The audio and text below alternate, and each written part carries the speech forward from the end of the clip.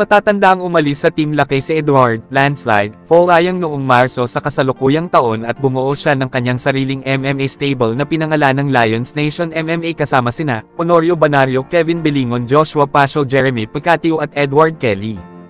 Makaraan ng 9 na buwan mula noong matalo si Edward Folayang kay Edson Marquez sa One Fight Night 5 na ginanap noong December 2, 2022, muli siyang magbabalik sa One Fight Night 14 event para kalabanin si Amir Khan ng Singapore sa pangalawang pagkakataon.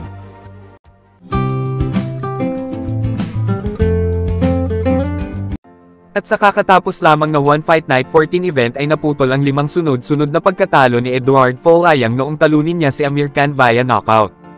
Sa unang round ay nagtantsahan muna ang dalawang mandirigma.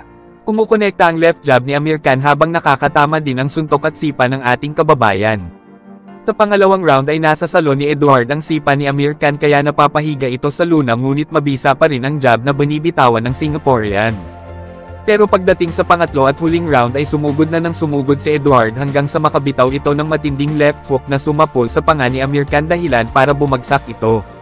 Mula sa pagkakahiga nito sa luna ay agad na sinundan ng ating kababayan ng right hammer fist. Dahil dito, hindi na nagdalawang isip pa ang referee na itigil ang laban. Panalo si Edward "Landslide" Folayang kontra kay Amir Khan via third round knockout. Ito ang unang laban ng tinaguriang the face of the Filipino MMA na hindi na Team Lakay ang kanyang nire-representa. Hanggang dito na lang muna mga ka-adventure at hanggang sa susunod po muli.